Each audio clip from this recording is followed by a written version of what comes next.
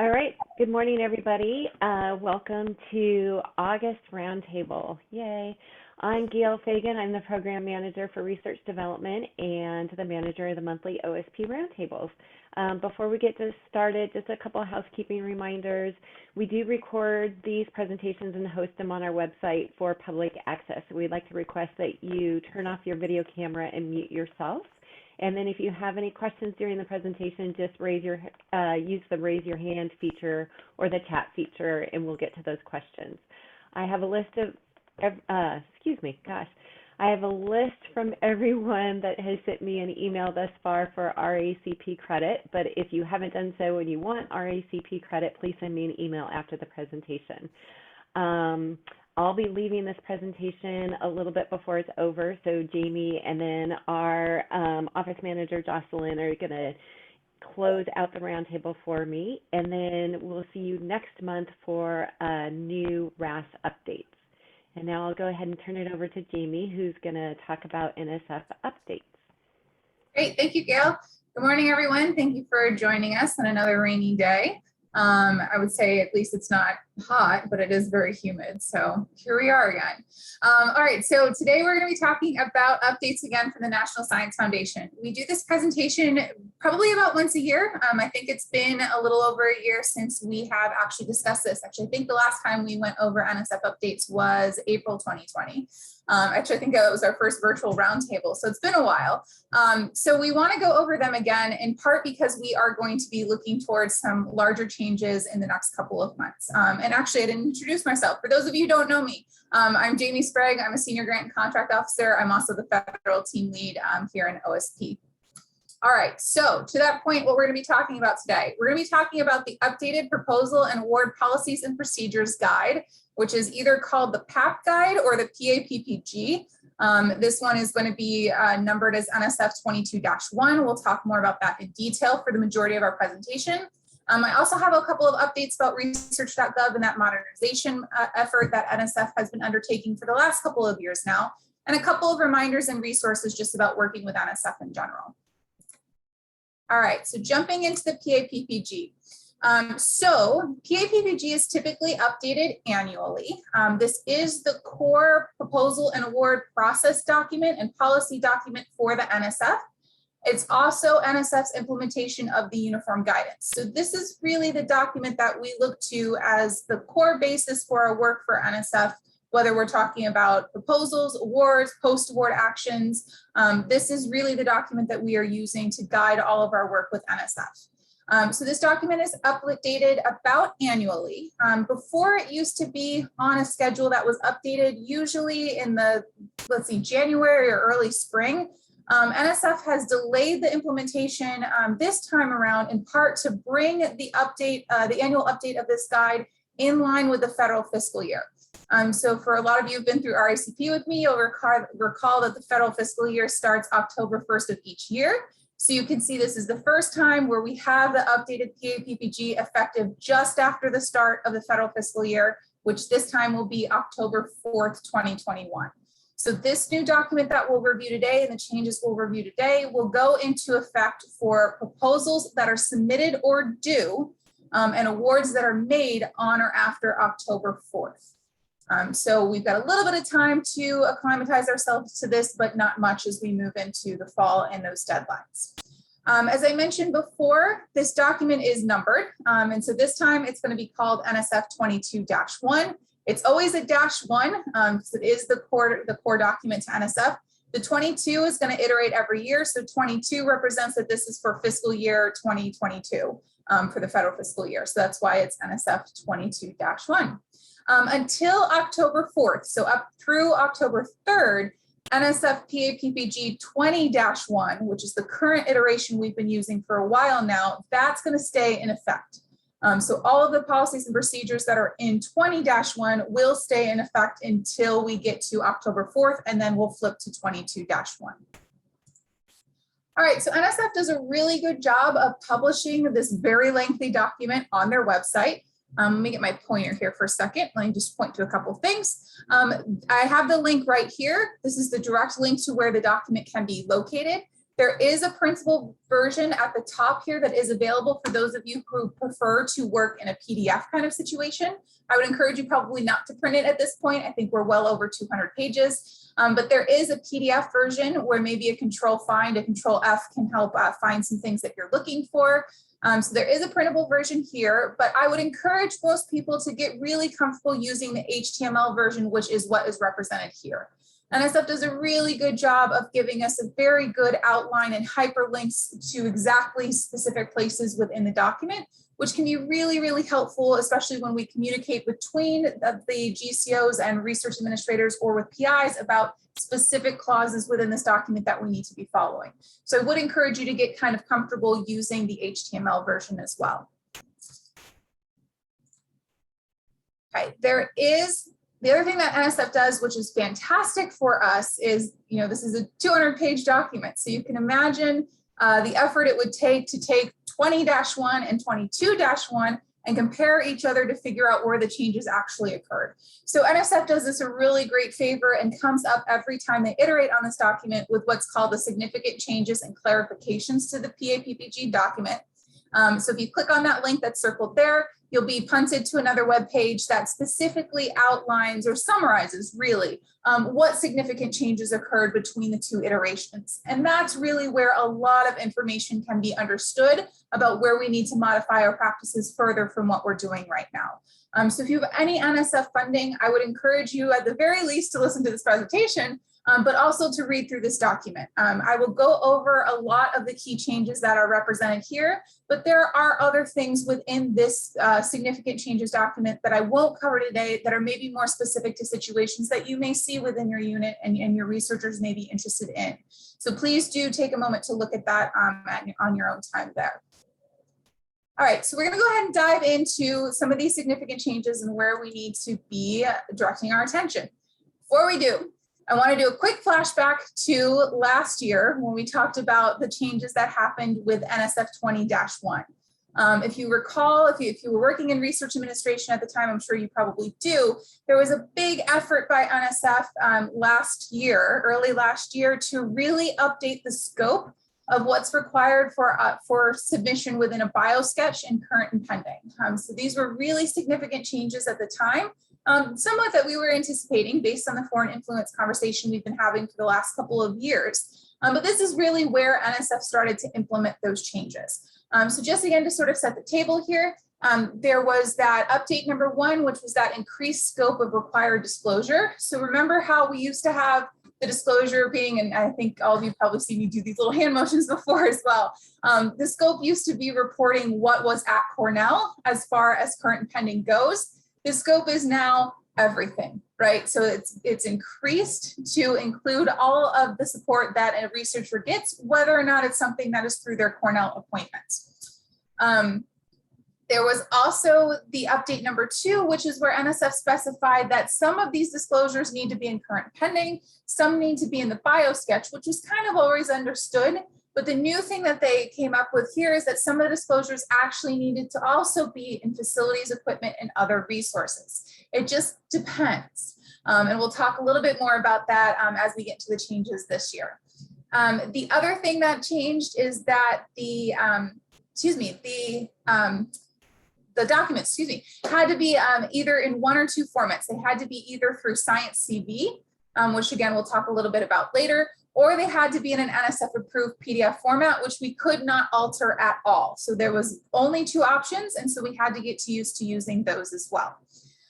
So we did a whole roundtable on this again, where we went into these things in detail in April 2020. If this information is new to you or you're not feeling overly comfortable with the changes that were made for maybe what you did 3 or 4 years ago, I would encourage you to listen to that recording as well to really help set the stage for where we're going, because we're sort of building and expanding on these changes as we look to this new iteration of the PAPPG.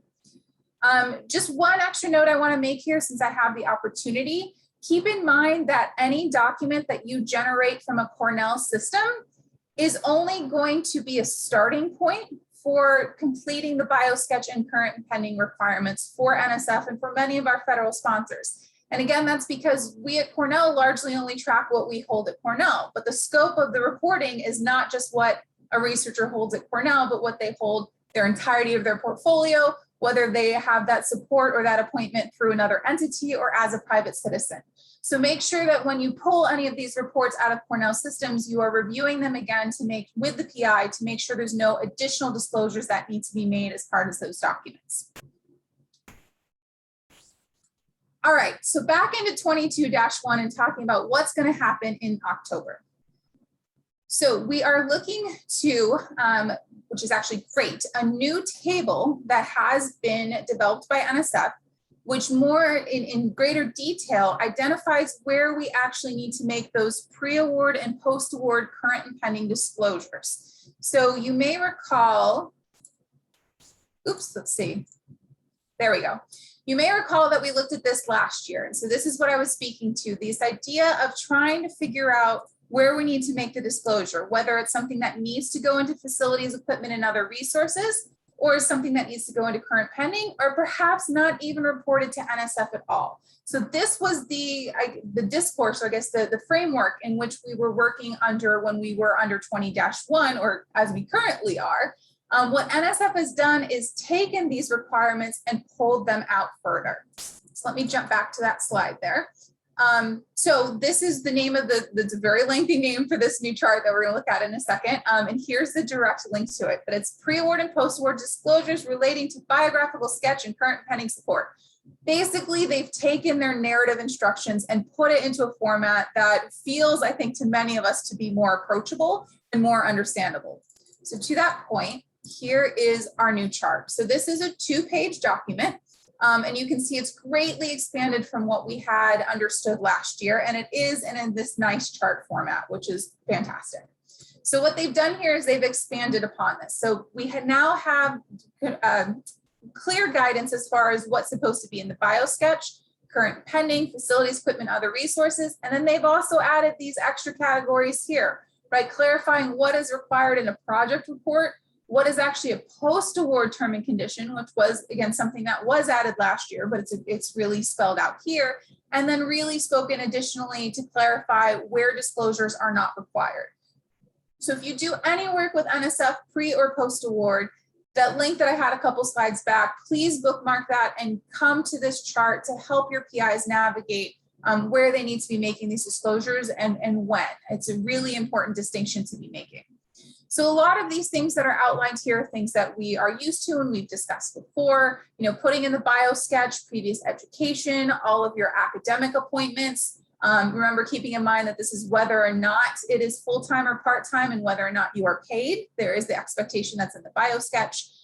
Here's the whole conversation about all projects, all meaning all, again, scope getting a lot bigger, about what's required to be disclosed as in current pending.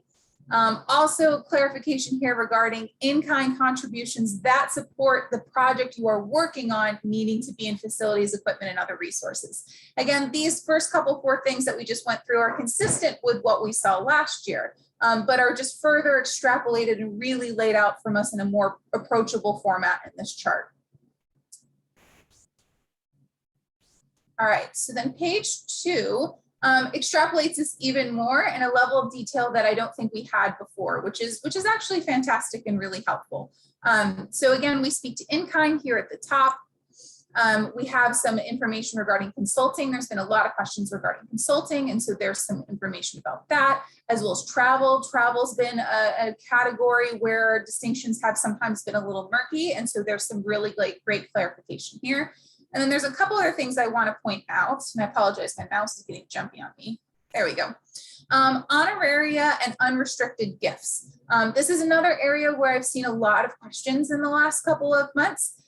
Keep in mind that honoraria should not be coming from a federal source. Just keep that in mind. Honoraria is really kind of equivalent to a gift. So keep that in mind. And where you have questions about honoraria, come to the GCO. We can help you work through that. As well as unrestricted gifts. Make sure you understand the difference between what a restricted gift is and an unrestricted gift, keeping in mind that sometimes a restricted gift may just be restricted to that PI, right? So if somebody's giving a gift to a researcher to do whatever work they feel like, that's actually a restricted gift that would need to be reported. So watch some of these distinctions, continue to ask questions of your GCOs where you have them. There is still a lot of clarity to be gained from this document, and there's a lot that's still not in this document. One thing that hasn't happened yet that NSF does is every time they issue a new PA-PPG, they do at least one, if not 2 or 3 webinars where their policy office actually speaks to a number of these changes and gives us little hints at additional details. That hasn't happened yet.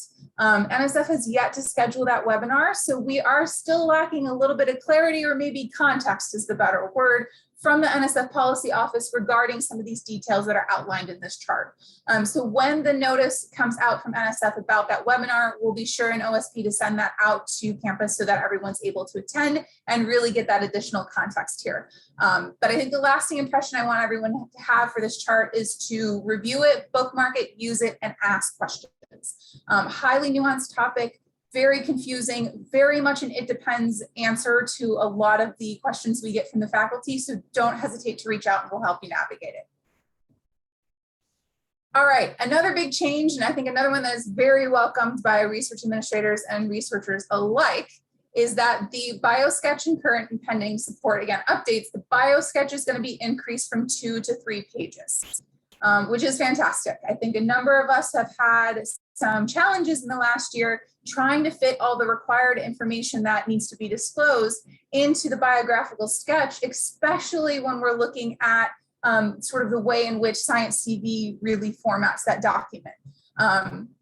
And actually the NSF PDF as well, it's a little bit limiting in some places. So we will have more space from which to make those disclosures moving forward, which is fantastic. Again, keep in mind that this doesn't come into effect until October 4th. So we've got a little bit more time before we're actually able to increase that page limit, but we will be able to move into 3 pages shortly, which is great. Again, we did a roundtable specifically on how to use Science CV in December of last year. Again, if you're working with NSF or even NIH and you're not familiar with Science CV, it's worth listening to that webinar and really starting to understand how that tool can be used for you and your faculty to really meet these requirements. To that end, I just wanted to make a couple of notes about Science CV since I had the opportunity. The link is right there at the top. Again, this is a web-based system that's hosted by NIH, but it does support biosketches and current pending for NIH, for NSF, and for Department of Education currently. I do expect expansion of the use of Science CV beyond just those 3 entities within probably the next year or 2. There's been recent memos released from the current administration indicating an intent to really try to pull our federal agencies together into one common format for these documents. And while Science CV has not been specifically named, I would be surprised if Science CV, if Science CV is not chosen as the resource for doing that and for accomplishing that goal. So I do think it benefits all of us to become more comfortable with this system, to ask questions where we have, and to get really comfortable using it moving forward. Again, a couple of key features, just in case you're new to Science CV. It does store the information for all federal applications in one location, which is fantastic. It links to other accounts that may help actually pre-populate the data, so that reduces down data entry for both the researcher and the administrator. It does have flexibility to create documents from scratch. You can also copy a previous version or use a linked account to start, so you have the ability to start documents a couple different ways. And there is, which is a fantastic feature, the ability for researchers to actually delegate permission to make updates to a research administrator. And that helps a lot with some of the work that we do. So it's a pretty great system. They're constantly working on updating it. And I do expect it to get more robust as we move forward. So again, go back to that roundtable in the slide before if you're not familiar with it, and start getting familiar with it and start using it. And again, ask questions where you have them. All right, update number 3 to our biosketch and current and pending starting in October 4th. And this is another big one. So an objectives and overlap section has been added to current and pending document requirements. So starting on October 4th, a brief statement of all overall objectives for the project or proposal or in-kind contribution must be provided. And you also have to speak to potential overlap. So for those of you who are familiar with NIH, this will not come as something that's new, but it is new for NSF.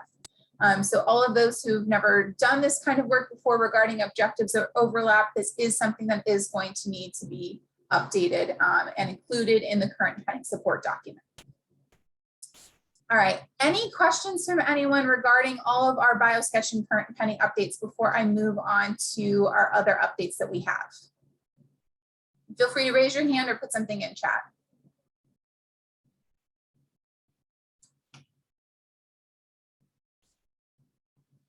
All right.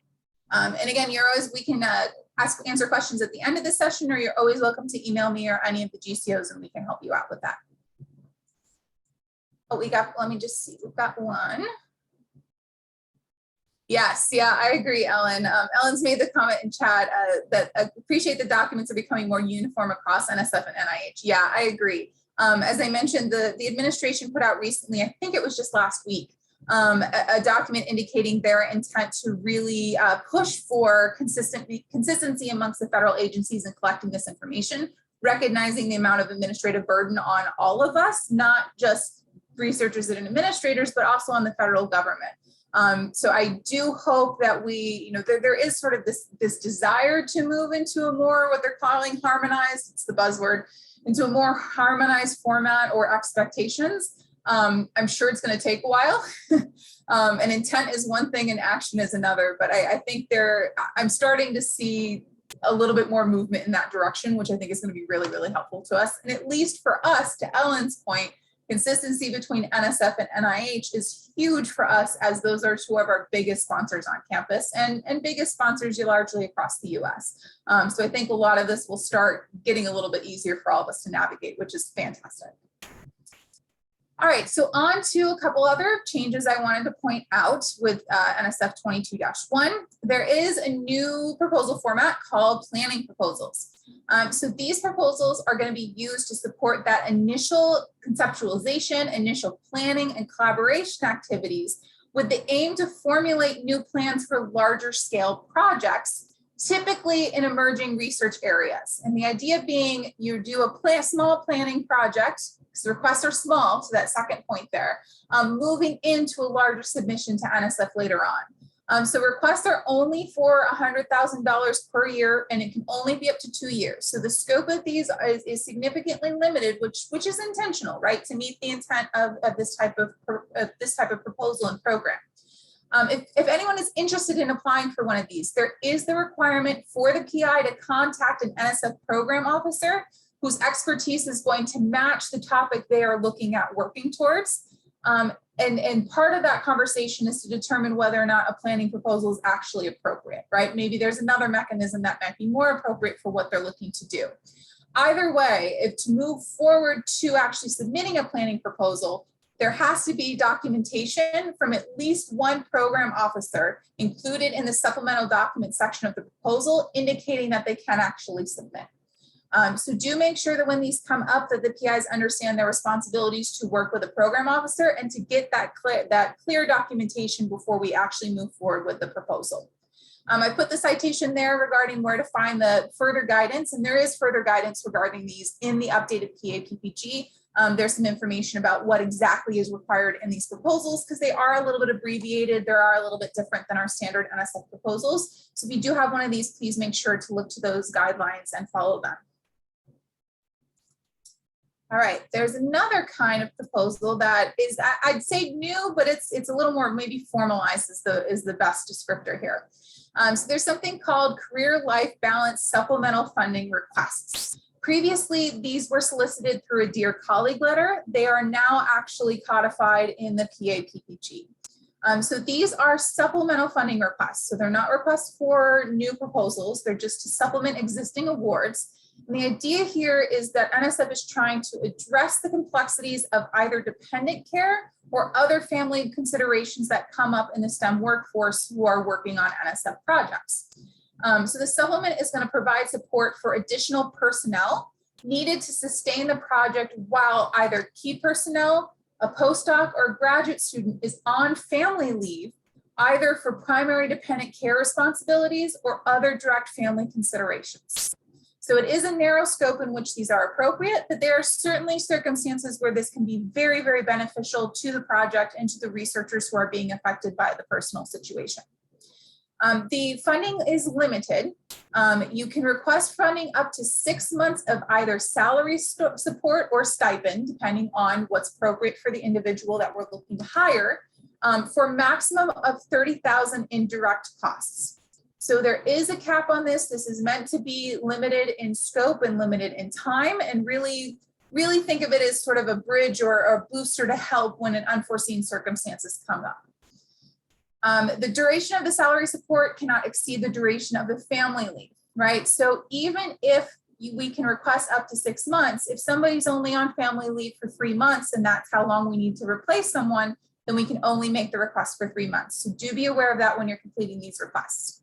We are able, on top of the $30,000 in direct costs, to do fringe benefits and IDC, but we cannot ask for tuition, right? So there are some costing limitations here as well. These requests are going to be considered only for 3 types of awards. We're looking at our research awards. We're looking for postdoc fellowships awards that are made to an institution. There are some postdoc awards that are made to an individual and that don't come through Cornell. In those circumstances, those individual fellowships are not going to be eligible for this type of support. And then our GFRP, so our Graduate Student Fellowship Program, that is also going to be eligible for this kind of supplemental support. And again, I've got the citation there at the bottom for where you can find the additional information. The proposal is going to look a little bit different than what you would anticipate in other circumstances. So if this comes up, please do reference that part of the PAPPG.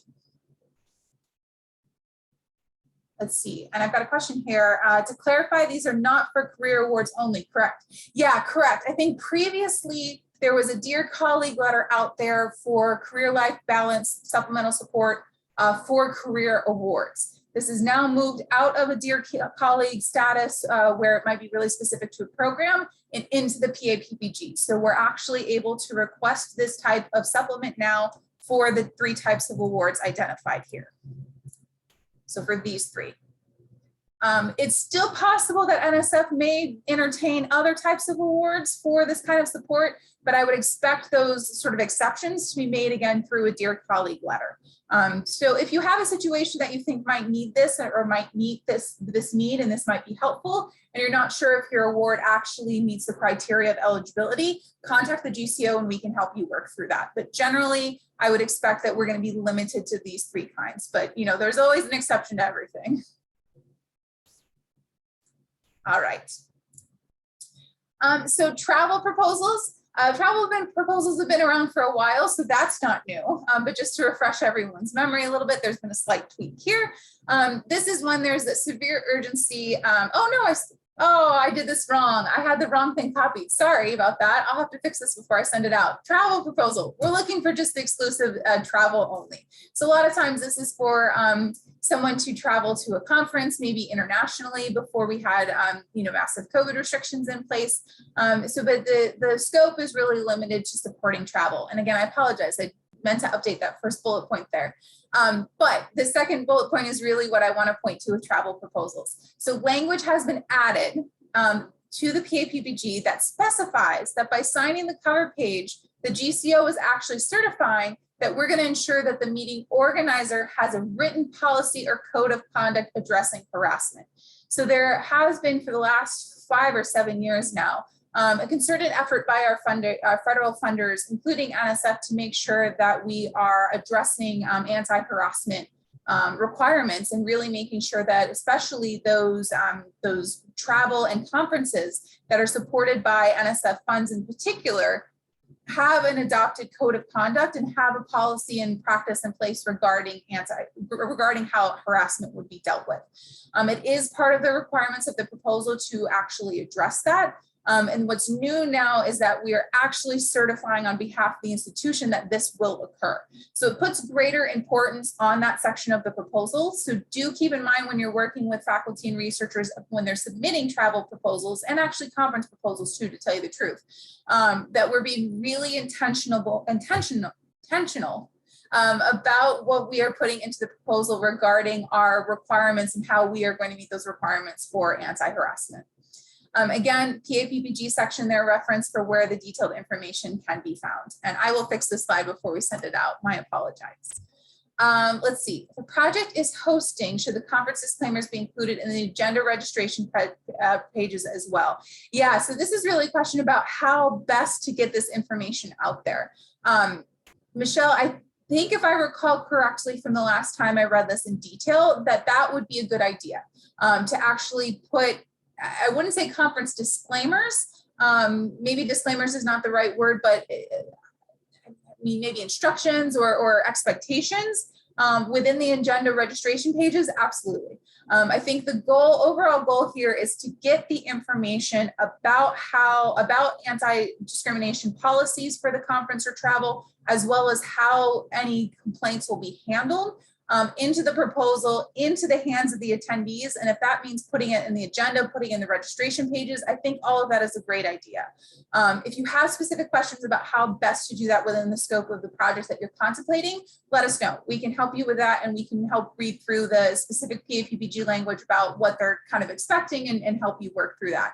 But if I recall correctly, this actual section of the PAPPG does a pretty good job of outlining the level of disclosure they're really looking for to the project participants. And I think the more we can speak to that and really put that in front of the attendees, the better. And the easier it is for us as GCOs to assert that this requirement is taken care of. And I can tell you that NSF and the other federal agencies do take this really seriously. So it is important to pay attention to this requirement and follow through on what we promised within the proposal. Yeah, great question. All right. All right, a couple of other more smaller changes that I just want to call your attention to. There is several updates here to incorporate new requirements in the uniform guidance, specifically related to closeout. And that's what I've bolded here. And I know many of us on this call are administrators and not researchers who are filing these reports. But the level of importance here is pretty significant. And so I would still ask research administrators to help us with this effort.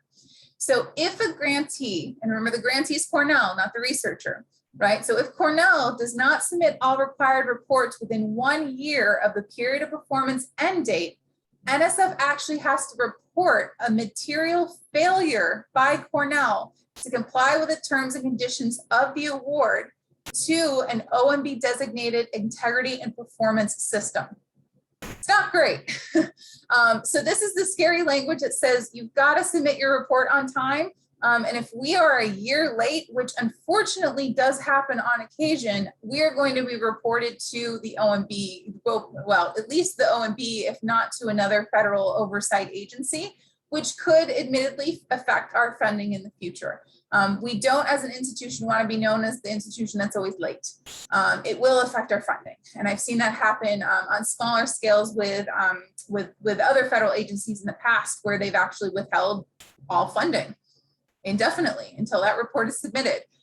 So really do what you can to work with your researchers to get these reports submitted on time. If there are circumstances where that's not possible, please let your GCO know. I've gone through and looked to see how late our reports are in the past and done some of that legwork a couple years back to sort of gauge some of this. Generally, we do pretty well. There's always outliers. There were a couple of situations where the outliers were unfortunately situations where a PI was actually incapacitated, or in one case had actually passed away. When those situations happen, let me know, let the GCOs know, let the team leads know. Our sponsors are generally very understanding as long as transparency is present, right? So if there are circumstances that make it such that this report isn't getting done or can't get done, talk to us and let us know so that we can have that conversation with the sponsor and figure out how to resolve it. So don't hesitate. I don't want anyone to be in a situation where they're not sure how to navigate maybe a more personal situation or a more challenging situation and not be sure what to do and sort of just, sit on it and wait to see, kind of a wait to see game. Reach out to us and let us know. We've seen a lot of unique circumstances and we can certainly help navigate what you might be up against. So don't hesitate to reach out. A couple other little changes that were made. There are references and definitions within the PAPPG that have been updated to reflect changes to the uniform guidance that were made in late 2020. So I'm not sure how many are acutely aware of this, but the uniform guidance was updated last November. There were some more substantial changes to the language, but one of the big lasting impacts is that there was changing actually to the numbering system. So all of us got used to a certain numbering system, or at least those of us who are in the in the uniform guidance a lot got used to our reference, our number references. Those have now shifted slightly. So part of NSF's works with 22-1, because it is their implementation of the uniform guidance, was to update all those references. So you will notice reference updates throughout the document. The other change that they've made is the whole document has been revised to reflect current functionality in Research.gov, which we'll talk about in the next couple of slides. So you will notice probably less references to Fastlane and more references to Research.gov moving forward within the document. The other major change, and I don't think it's something we've talked about yet within the scope of a roundtable, is that changes have been made to the document and will be made to actually the proposal pages in both Research.gov and Fastlane to accommodate what's called the Unique Identity Identifier, the UEI, which is going to be effective next April, so April 2022. What this is the UEI is a replacement for the DUNS number. So the DUNS number is actually held by a non-government entity. So it's always been a little funny that a non-government entity assigns numbers that are used explicitly for federal funded projects. So basically the federal government has come in and said, we need to fix this. And so now every institution is going to be, or has already been assigned a UEI, and that is the number that is going to be used moving forward in place of the DUNS. Now this doesn't go into effect officially until next April. However, as an entity that already has a DUNS number, we have been assigned a UEI. That UEI is available on the Research Services website under the institutional information, same place where you can find that DUNS number. And you will start seeing this used not only for NSF, but also all of our federal agencies. And I think in some cases, there are some documents already that are in the process of being updated. For example, you'll start seeing this when we move to forms, FG? When we move to forms G for NIH in January, you will see a UEI used instead of a DUNS number. So become familiar with this number just like you are with the DUNS, but you will notice in the PAPPG that the accommodations have been made for implementing the UEI in April, and you will see these changes come up in the federal systems as well shortly. So be aware of that. All right, so moving on to a couple updates about Research.gov. All right, so we've got some new features now in Research.gov, which is fantastic. So for those of you who may be new to this, just quick background. So Fastlane has been our NSF ERA, or Electronic Research Administration System, for the last 20 years, 25 years. I've lost count. I'd have to defer to Tammy Custer on that one. It's been a long time that system's been in place now. Research.gov is the modernization of Fastlane. So instead of redoing Fastlane sort of within its little Fastlane shell, we're moving over to a new system called Research.gov. So they are doing a phased rollout of all the functionality of Research.gov, and we are getting close to full capability in Research.gov. And we're getting close to the point where Fastlane will be turned off and we will be fully in Research.gov.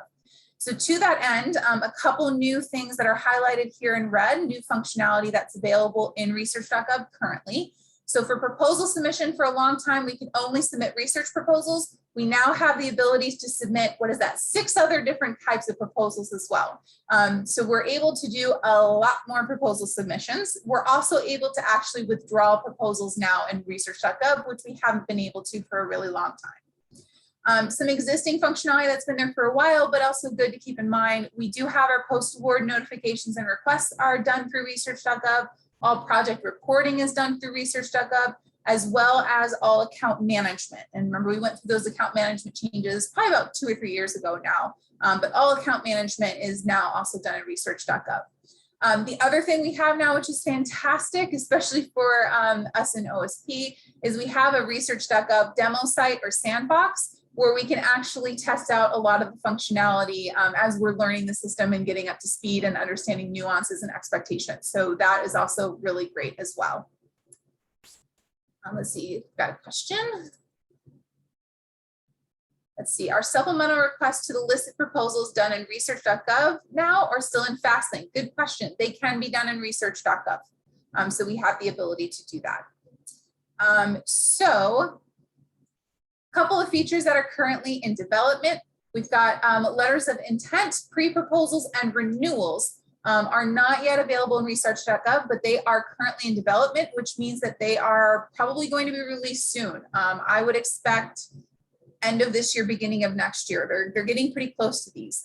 Same as conference proposals, goalies, idea labs, and SBIR, STTRs, also in development, looking towards release in the next couple of months, I would expect.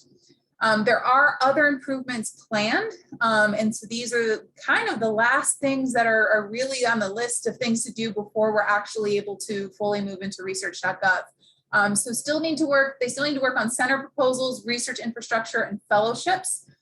They also still need to work on those proposals with additional requirements, right? So specific forms or approved deviations from the PAPPG. One of the great things about research.gov is that there is massive error checking, which is great until you have an exception to the PAPPG. So they still need to work through that as well.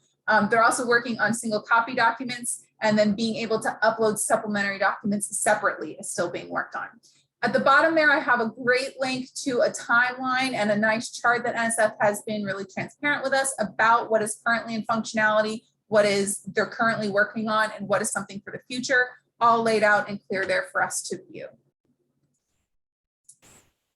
All right, so to the point of turning Fastlane off, it's going to be happening. And we've been saying this for years, but we're almost there now. So NSF had released in last September, actually, so just about a year ago, an important notice that set a tentative target date for the completion of the move from Fastlane fully into research.gov to sometime in 2022.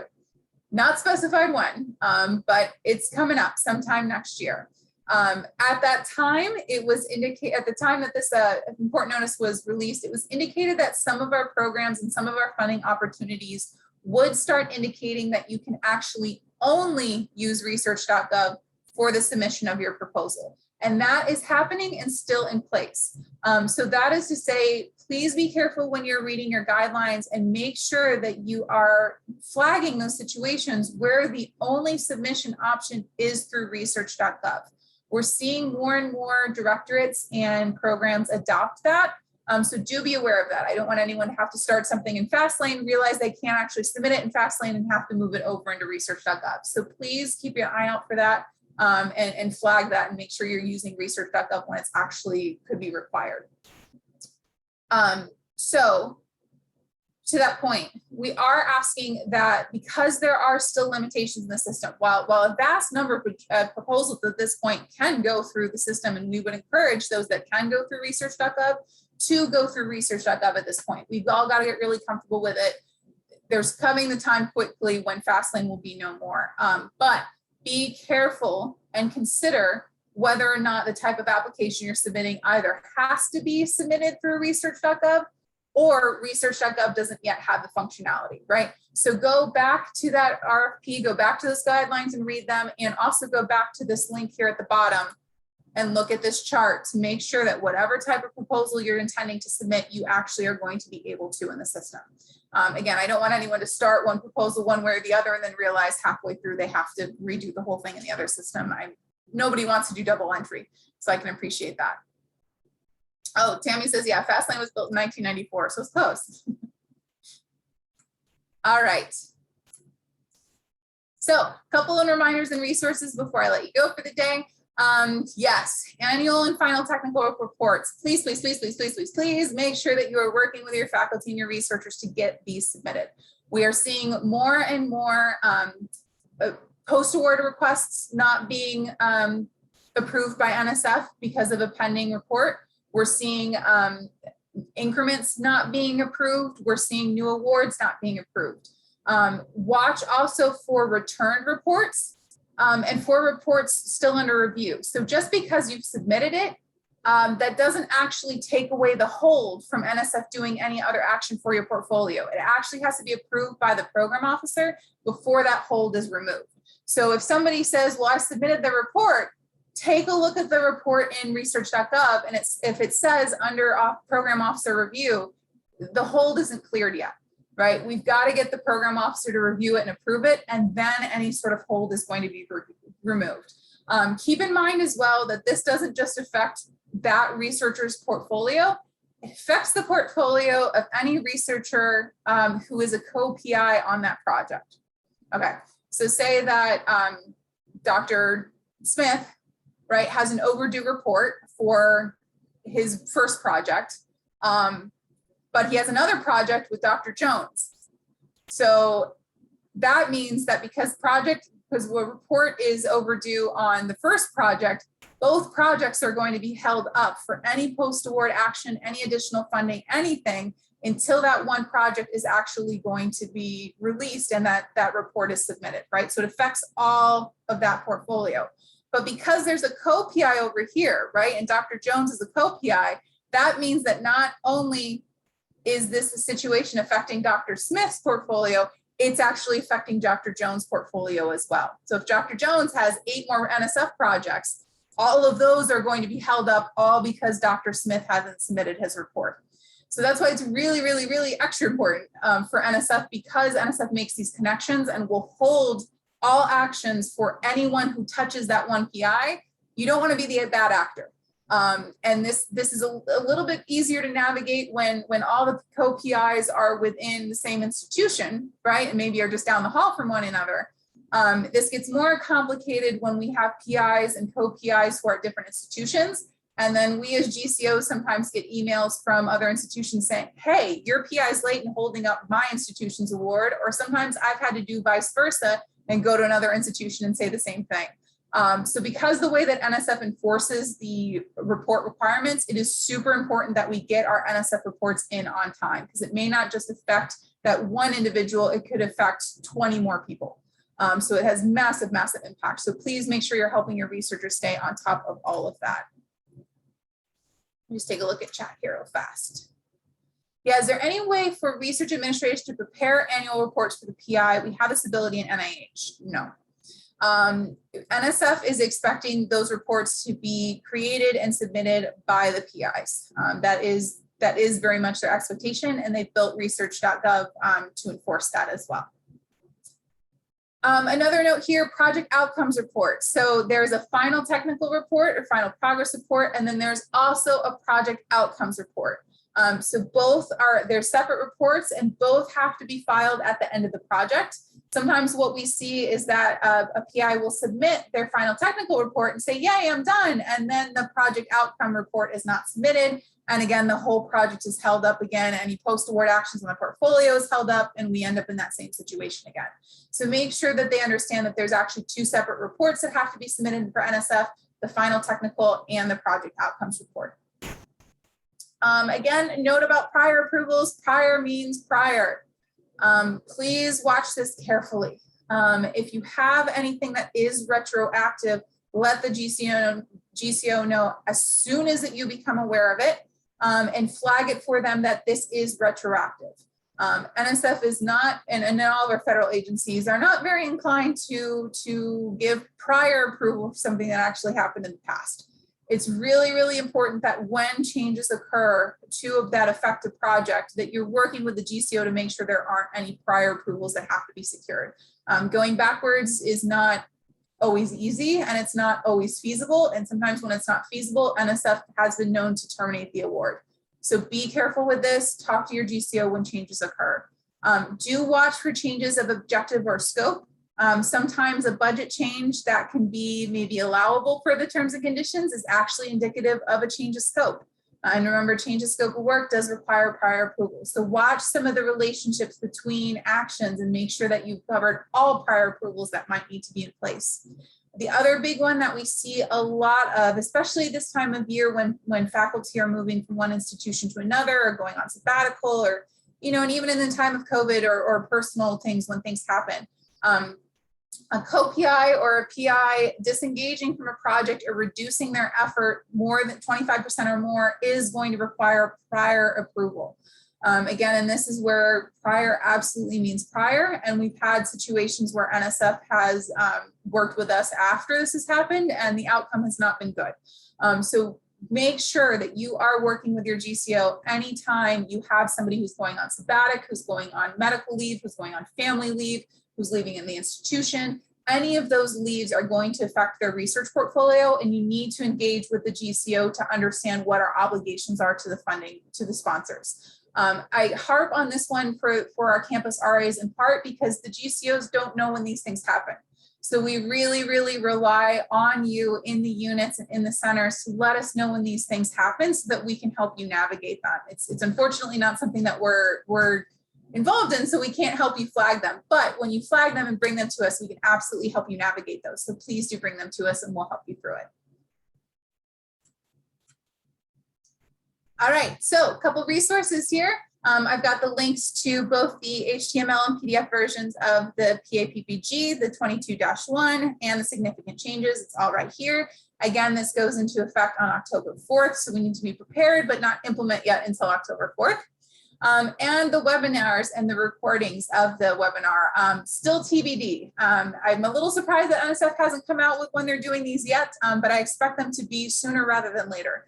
So again, when these announcements are made, I will send it out to campus so that everyone's aware that this is upcoming. If you have any NSF funding, either pre or post award, I would highly encourage you to listen to these webinars. Some of it will be refreshed because you've attended the presentation today. But again, it's going to give you more context and more detail and into the nuances, especially when we're talking about biosketches and current and pending. So highly, highly encourage you to attend those webinars once they are made available to us. I also threw a bunch of resources here to that point on biosketches and current and pending, because again, heavily nuanced topic, something that is still evolving and changing to some extent. And really a lot of the answers are, it depends on the unique situation. So we've got here the NSF approved formats for biosketch, for current pending. There's also FAQs, which are fantastic. There's two versions. There's one from October 2020, and then there's one from June. If you haven't reviewed the ones from June yet, I would encourage you to do so, because again, it gives more detail, more context to what the expectations of NSF are. And then that chart we looked at earlier on in this session is right here at the bottom.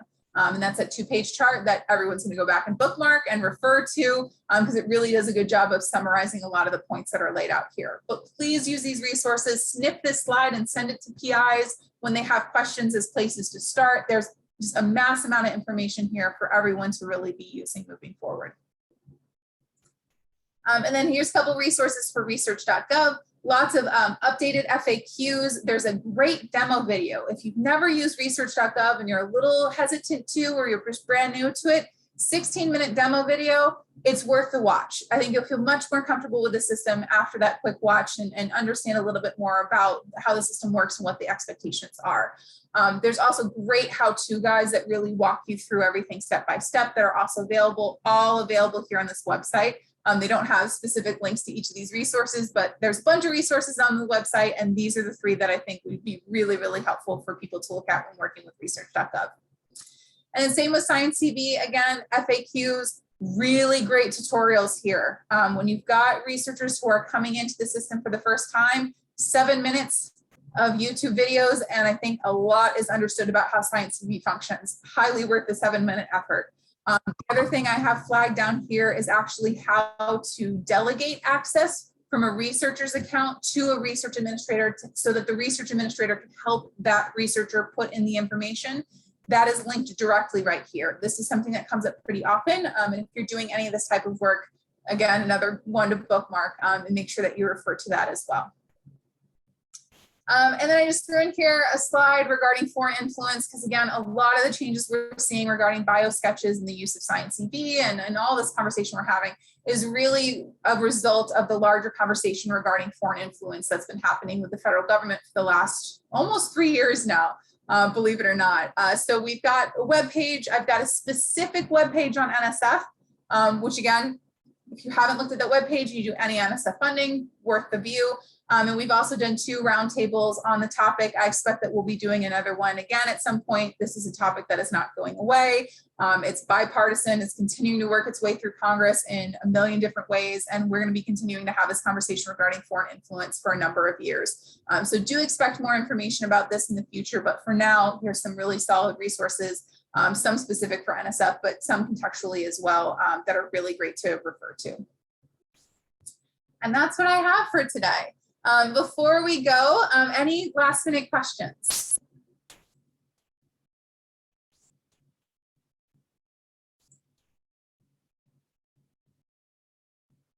Great. All right. We will then end our roundtable for today. The next roundtable will be next month on September 16th. Again, if you have any questions about anything NSF, reach out to me or reach out to your grant contract officer. Let us know. We may not have the answers to everything because some of this is still evolving, but we are happy to work with you to figure it out. So don't hesitate to reach out. Thank you, everyone. Have a great day.